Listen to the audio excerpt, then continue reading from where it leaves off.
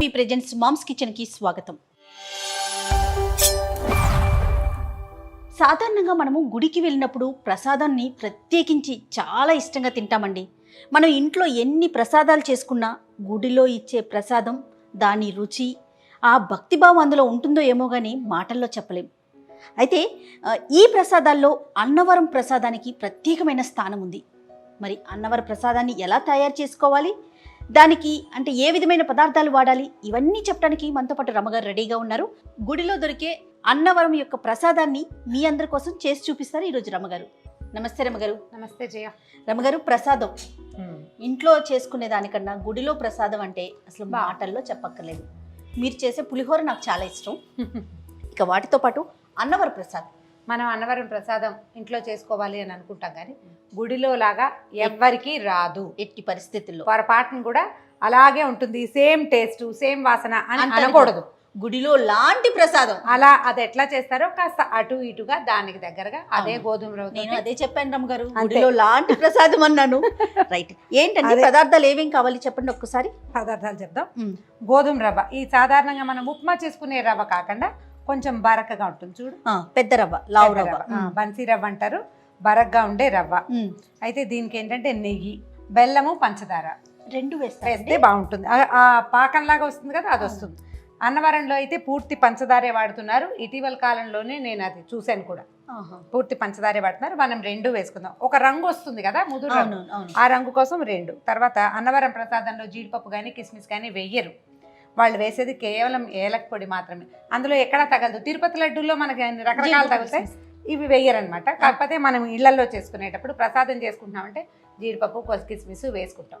అన్నవరం ప్రసాదం లాగా అనిపిస్తుంది కానీ అలా పూర్తిగా ఏం ఉండదు.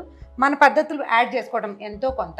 ఇప్పుడు సాధారణంగా పులిహోర లేకపోతే పూర్ణాలని, గారెలని ఇవి మనకి తెలుసు. అవును, ఏ పండగకైనా చేసేసుకుంటాం.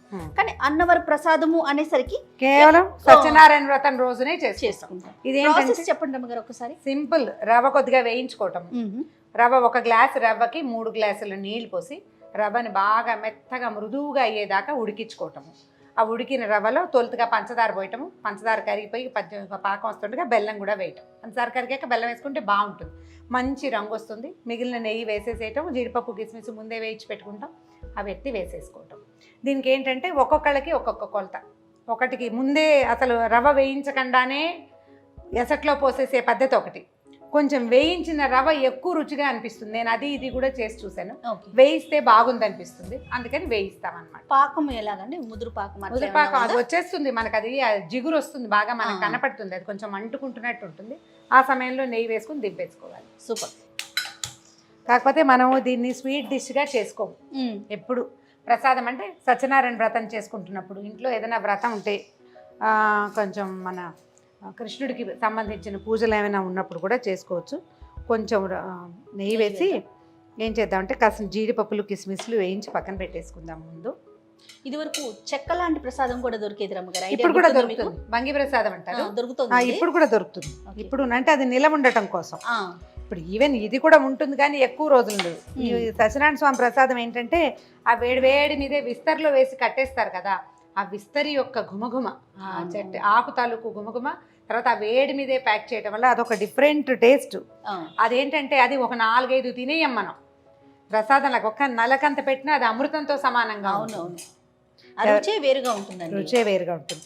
మనం ఇంట్లో చేస్తే ఆ రుచి వస్తుంది అని చెప్పడం మాత్రం అలా జరగదు. ఎవరం చేసినా ఎట్టి పరిస్థితుల్లో కనిపించదు రమ్మగారు. ఏ ప్రసాదం అయినా కూడా చూడండి, ఎంత చేయి తిరిగిన వాళ్ళు చేసినా క్షేత్ర ప్రాధాన్యం ఒకటి ఉంటుంది, క్షేత్రం యొక్క గొప్పతనం.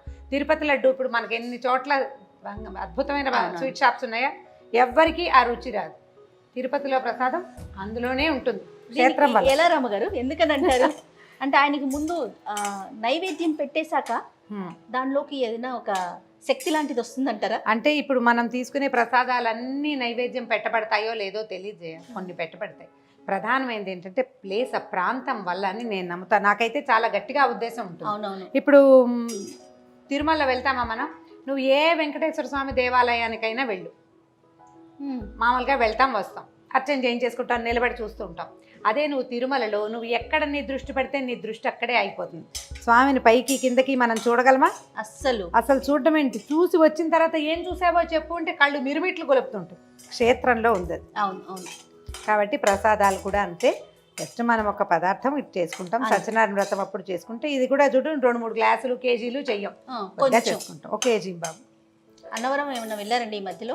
చాలా రోజులు ఏం వెళ్ళాను, ఒక 3 ఏళ్ళు అయినట్టుంది. ఇదే పరిస్థితుల వల్ల వెళ్ళలేకపోతున్నాం ఎక్కడికి. పరిస్థితుల వల్ల వెళ్ళలేకపోతున్నాం, అవన్నీ మరి ఇబ్బందులుగా ఉన్నాయి కదా. అక్కడ సామూహికంగా వ్రతం చేయించుతారు కదండి, సత్యనారాయణ వ్రతాలు చేసుకుంటారు కదా, చేసుకోవచ్చు మనం కూడా. మనకి ఇప్పుడు చాలా దేవాలయాల్లో ఆ ఫెసిలిటీ కనపడుతూ ఉంటుంది. అవును. అన్నవరంలో మనం క్షేత్రంలో చేసుకున్న సంతోషం వేరు కదా. మనం మామూలుగా పెళ్ళిళ్ళప్పుడు అప్పుడు మొక్కుంటాం, పెళ్ళిళ్ళకి పెళ్ళి అయితే మాత్రం ఖచ్చితంగా అన్నవరం వెళ్ళొస్తాం అనేది ఒక మొక్కు ఉంటుంది మనకి. అట్లా అలవాటు చేసుకున్నాం బాగా. అవును. రవ్వ ఇచ్చేసి చెప్తా, కొంచెం లావు రవ్వ అయితే మీరు అన్నట్లుగా బాగుంటుంది. దీన్ని బాగా సన్నటి మంట మీద నిదానంగా వేయించాలి. ఇది ప్రసాదం ఏంటంటే గబగబా రవ్వకేసరిలాగా టకటకలాడించడానికి మాత్రం కుదరదు, కొంచెం తాపీగా చేసుకోవాలి. మీన్ వైల్ మనం ఏం చేద్దామంటే ఈ రవ్వ వేగే లోపల దీనికి సరిపడా నీళ్ళని పక్కన పెట్టుకుని కాచేసుకుందాం. రైట్. ఇది చేసేటప్పుడు ఏంటంటే ఇది అడుగంటుతుంది, అందుకని ఇది వేయించుకోవాలి. మొదటిది పాత్ర కొంచెం మందపాటి పాత్ర పెట్టుకోవాలి. ఓకే. రమ్మగారు నీళ్ళు పోయినా 1కి 4 గ్లాసులు పోసుకుందాం జయ. 1కి 4. ఇది వేగటానికి నిదానంగా వేసుకోవాలి. అవును. ఉడకటానికి కూడా నిదానంగా ఉడికితేనే ఇది బాగుంటుంది అన్నమాట. ఓకే. మంచి వాసన వస్తుంది రమ్మగారు. వేగిన వాసన వస్తుంది, మరి కాసేపు వేగనిస్తేనే బాగుంటుంది. అవును.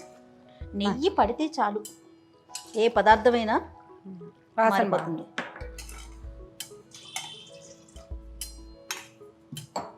స్టవ్ ఆన్ చేసి తక్కువ చేయనండి, పర్వాలేదా? పర్వాలేదు. పూర్తిగా వేగిపోయింది చూసావా, మంచి బ్రౌన్ కలర్ వచ్చింది. అవునవును. స్టవ్ ఆపేసేద్దాం. మనమేమో ఆ గిన్నె పెట్టుకున్నాం కదా, ఏం చేద్దామంటే ఆ గిన్నెని దీని మీదకి షిఫ్ట్ చేసుకుందాం. ఓకే. ఒక్క నిమిషం దీన్ని వెలిగిస్తాను, ఎందుకంటే ఆ స్టవ్ పెద్దది కదా. అవునవును. మనం నీళ్లు కాచడం కోసం పెట్టుకున్నాము. ఓకే. ఇది రవ్వ చల్లారాల్సిన అవసరం ఏం లేదు, మనం మరిగిన నీళ్లు కనుక పెట్టుకుంటే తొందరగా అంటే ఉడికిపోతుంది, చకచక టైం కలిసి వస్తుంది అన్నమాట. ఇది చల్లటి నీళ్ళల్లో వేసుకోకూడదు ఎప్పుడు కూడా. రవ్వల్ని మనం కాగిన నీళ్ళల్లో, మరుగుతున్న నీళ్ళల్లో కనుక వేస్తే అవి తెరులుతూ ఉండాలి అట్లా. మనం ఉప్మా కూడా అంతే చేస్తాం కదా. ఉప్మా కూడా అంతే చేస్తాం. సన్నీళ్ళు పడ్డాయా రవ్వ వెంటనే రాళ్ళు, ఉండలు, గచ్చకాయలు అలా అయిపోతుంది.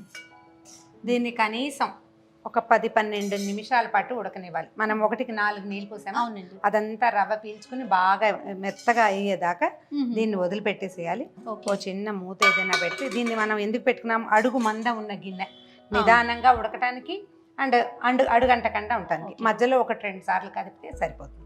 ఏదో అడుగుతున్నావు కాదు రమ్మగారు, అన్నవరము వెళ్ళాలని అనుకుంటారు కానీ వెళ్ళలేకపోతామని చాలా మంది దగ్గర విన్నానండి. ఒప్పుకోడట దేవుడు, కొంతమందిని ఒప్పుకోడు. వాళ్ళకి అంటే ఏమన్నా కర్మ పరిపక్వం చెందితే గానీ వాళ్ళని రానివ్వదు ఆ క్షేత్రం అని చెప్తారు. అట్లా వాళ్ళ నమ్మకమే. అయితే ఒకవేళ మనం మొక్కుకుని వెళ్ళలేకపోతున్నాము అని భావించిన వాళ్ళు ఇంట్లో సత్యనారాయణ వ్రతం చేసుకోవచ్చు కదా. ఆ రకంగా మన కర్మ దుర్విపాకాన్ని మనం తగ్గించుకోవచ్చు. ఒక 4-5 సార్లు మూత తీసి కదుపుకోవాలి, ఎందుకంటే నీళ్ళు చాలా పోసాం. అదంతా ఉడికేదాకా వదిలిపెట్టేసాలి. 10-12 నిమిషాలు కనీసం పడుతుంది. దీన్ని ఎంత నిదానంగా చేస్తే అంత బాగా వస్తుంది. హడావిడి పడదు. అలాగే మన కర్మక్షయాన్ని కూడా హడావిడి పడకూడదు, దానికి సమయం తీసుకొని ఇవ్వాలి, దాని మీద ఆలోచించకూడదు. ఇబ్బందులు వస్తే వాటిని భరించేస్తే తొందరగా తీరిపోతుంది. అనుభవించాలి. ఎట్లయినా సరే వీటిని నేను దాటేసేయాలి, ఇవి నాకు తొలగిపోవాలనుకోవటానికి లేదు. అనుభవించే దాన్ని తీర్చుకోవాలి. ఆ అనుభవాన్ని స్పీడ్ చేయటం కోసమే మనం దైవారాధన చేసుకుంటాం, దేవతార్చన చేసుకుంటాం. దానివల్లే మనం స్వాంతం పొందుతాం. ఏదో భగవదారాధన చేసుకోవటం, ఏదో చదువుకోవటం, ఏదైనా పూజ చేసుకోవటం, వాటితోటి మనం సెట్ చేసుకోవాలన్నమాట. దాన్ని సూపర్. రమ్మగారు ఉడికిన వాసన వస్తుందండి కదా. ఇప్పుడు చూద్దాం. అడుగు పడతాను అంటోంది, వచ్చేసింది అంటే నీళ్ళన్నీ పీల్చేసింది. చూడు చక్కగా కనిపిస్తుంది, చూసావా ఉడికింది. పంచదార ఇచ్చేసి 1 గ్లాస్ పంచదార, పంచదార కొంచెం కరిగాక ఓకే. అప్పుడు వేసుకుందాం బెల్లం. పంచదార పాకం 2 నిమిషాల్లో వచ్చేస్తుంది, ఎందుకంటే ఇది వేడిగా ఉంది కదా, కరిగిపోతుంది. ఇప్పుడు దాకా చిక్కగా ఉన్నట్టుందా, ఇప్పుడు పంచదార వేసేసరికి పలచబడిపోయింది. మనం ఇలాంటివి చేసుకునేటప్పుడు ఈ పాత్రలు వాడుకోవాలి. ఇత్తడి గిన్నెలు. ఇంకోటి ఏంటంటే రకరకాలు వండుతాం మనం మూకుళ్ళల్లో వాటిలలో. ఇప్పుడు నాబోటి వాళ్ళకి అయితే అన్ని రకాలు వండుతాం కదా, ప్రసాదం కోసం అని ప్రత్యేకంగా కొన్ని పాత్రలు ఉంచుకోవాలి. అన్నం వండుకునే గిన్నె, ఇది అన్నం వండుకునే గిన్నె, అవును, దాంట్లో చేసుకుంటే బాగుంటుంది. ప్రసాదం చేసుకోవడానికి ప్రత్యేకంగా పాత్రలు, అది కలుపుకోవటానికి, అది దేవుడి దగ్గర పెట్టడానికి, అట్లా ప్రత్యేకంగా కొన్ని అట్ట పెట్టుకుంటే బాగుంటుంది.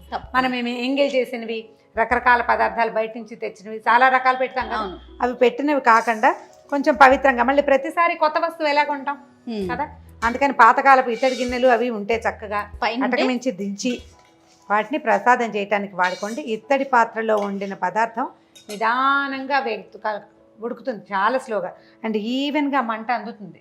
ఇప్పుడు స్టీల్ది పెట్టామనుకో, ఓ పక్కన మాడుతుంది, ఓ పక్కన ఉడకనట్టుగా ఉంటుంది. దీంట్లో అట్లా ఉండదు, మొత్తం మంట సమానంగా అందుతుంది అన్నమాట.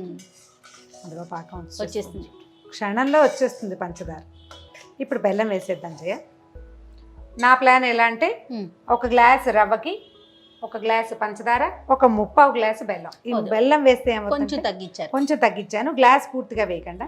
బెల్లం వేస్తే దీని రంగు బాగా అందంగా వస్తుంది, ముదురు రంగు వస్తుంది అన్నమాట. ఓకే, మొత్తం బెల్లం కూడా చేసుకోవచ్చు, మన ప్లాన్, మన అలవాటుని బట్టి. నాకు పంచదార వేస్తే ఎక్కువ బాగుంది అనిపిస్తుంది. దీన్ని కూడా సిమ్లో చక్కగా అట్లా ఉడకనివ్వాలి. ఈ బెల్లము పంచదార కలిసి ఒక రంగు మారి చిన్న ముదురు రంగు వస్తుంది. నీకు దేవాలయంలో ప్రసాదం ఏంటంటే అక్కడ ఉండేటువంటి పాత్రలు, ఆ కింద ఉన్నటువంటి మంట, వాటన్నిటి వల్ల బాగా ఎక్కువ ముదురు రంగు వస్తుంది. మనకు అంత ముదురు రంగు రాదు, మన పొయ్యిలో అంత హీట్ కూడా ఉండదు. అవునవును, కొంచెం కలర్ చేంజ్ ఉంటుంది, కాస్త ముదురు రంగు వస్తుంది అన్నమాట. అక్కడ భారీ ఎత్తున చేస్తారు కదా, ఇప్పుడు మెషినరీ కూడా వచ్చింది, అంతా టెక్నాలజీ వాడుతున్నారు. ఇది వరకు వేడి ఆ సెగలు పొగలలో దాన్ని ఇట్లా కదుపుతూ అసలు ప్రసాదం చేసేవాళ్ళు కాలిపోయినట్టు ఉడికిపోయినట్టు ఉండేది పాపం. ఇప్పుడు పాతకాలం పద్ధతులు కట్టెల పొయ్యి కూడా. ఇప్పుడు ఏంటంటే కొంచెం పద్ధతులు మార్చుకున్నారు కదా, దాని అంతా అది స్విచ్ చేస్తే ఈ మెషిన్లో వరుసగా కింద నుంచి రవ్వ వచ్చేస్తుంది. కానీ నాకు జ్ఞాపకం ఉండి అన్నవరం ప్రసాదాన్ని వేయించరు, రవ్వ వేపరు. రవ్వ వేగే రవ్వ కాదు, పచ్చి రవ్వే పోస్తారు. అదే నీళ్లు కలపళ్ళాడుతున్న నీళ్ళలో రవ్వ పోసేస్తారనమాట. అక్కడ పద్ధతి అది. మనం ఏంటంటే ఇంకొంచెం బాగుంటుందని, కాస్త ఇంకా మృదువుగా అవుతుందని అలా అనిపిస్తుంది అనమాట, కొంచెం సాఫ్ట్గా కనిపిస్తుంది. జయ చూడు, దాపగా పాకం వచ్చేస్తుంది. ఇప్పుడు ఏం చేద్దామంటే, మనం 1 కప్పు 1 గ్లాస్ కదా చేస్తాం, 1/2 కప్ కంటే కొంచెం తక్కువగా నెయ్యి. ఓకే, అంటే 1/2 గ్లాస్ కంటే తక్కువ, కొంచెం పూర్తిగా సగం అక్కర్లేదు. ఓకే, ఈ నెయ్యి వేసి ఒక్క 10 నిమిషాలు దీన్ని దగ్గర పడినిస్తే ఇంకా చాలా బాగుంటుంది. ఇప్పుడు చూడు రంగు, మనం మొదట బెల్లం వేసినప్పుడు రంగు వేరు, ఇప్పటి రంగు వేరు. దీన్ని నల్లగా చేయాలని భావించొద్దు, ప్రసాదం ఇలా ఉంటేనే బాగుంటుంది. జ్ఞాపకం పెట్టుకుని మనం ఏం చేయాలంటే, అడుగు మందం ఉన్న గిన్నెని మాత్రం ప్రిఫర్ చేయండి. అప్పుడు ఏమవుతుందంటే మాడకుండా ఉంటుంది.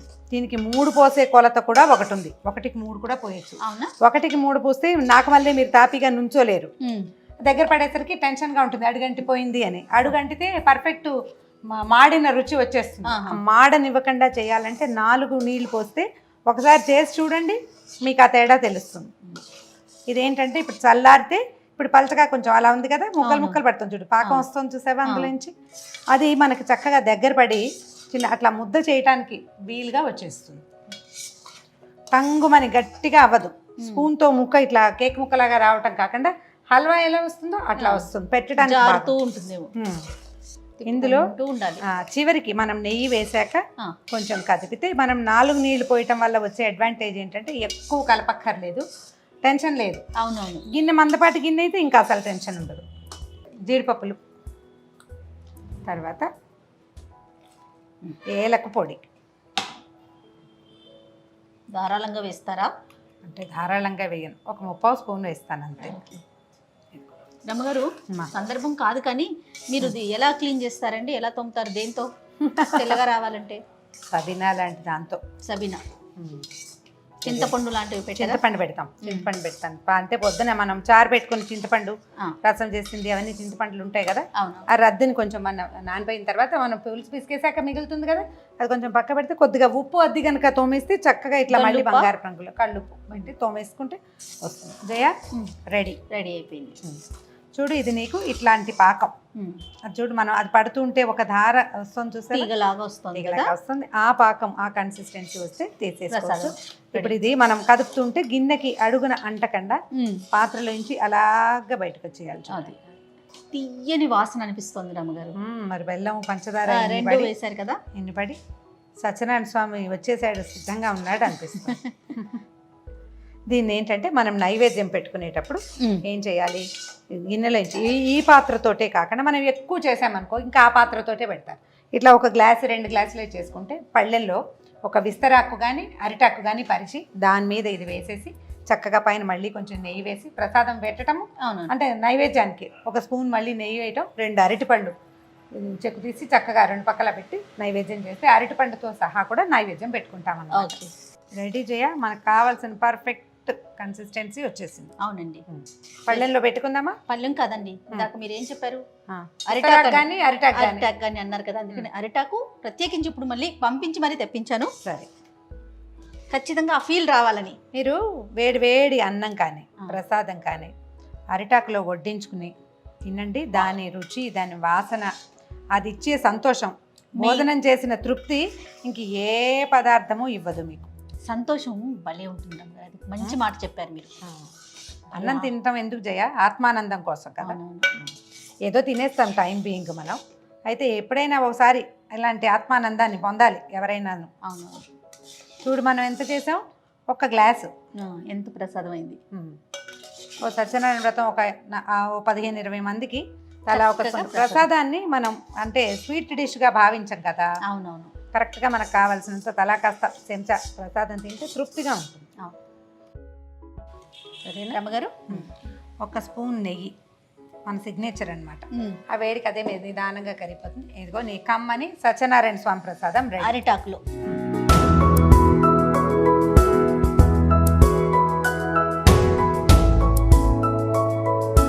చూస్తుంటేనే ఎప్పుడెప్పుడు నోట్లో వేసుకుందామా అనిపించేస్తుంది, కానీ ప్రసాదం ఆ ఫీల్ రాకూడదు, భక్తిభావంతో తినాలి. థ్యాంక్ యూ అండి, థ్యాంక్ యూ. పచ్చకర్పూరం వేసుకోవచ్చు మీకు అలవాటు ఉంటే. నేను ఇప్పుడు అదే అడుగుదాం. పచ్చకర్పూరం ఒక ప్రాక్టీస్ అలవాటు ఉండాలి, అందరికీ నచ్చదు. అవునవును. ఒక చిటికెడు పచ్చకర్పూరాన్ని యాడ్ చేస్తే అదొక డిఫరెంట్ ఫ్లేవర్. అందుకే కొంచెం అంటే దేవాలయపు భావన హెచ్చుగా వస్తుంది దాంతో. అన్నవరం సత్యనారాయణ స్వామి వారి ప్రసాదం ఎంత సింపుల్ కదా, చేసుకోవటము సులువే, అలానే టేస్ట్ కూడా చాలా బాగుంటుంది. డెఫినెట్గా మీరంతా కూడా ట్రై చేయండి. అలానే మీకు తెలిసిన రెసిపీస్ని కామెంట్ రూపంలో మాకు తెలియచేయండి. ఈ వీడియో కనుక మీకు నచ్చినట్లయితే లైక్ చేయండి, షేర్ చేయండి.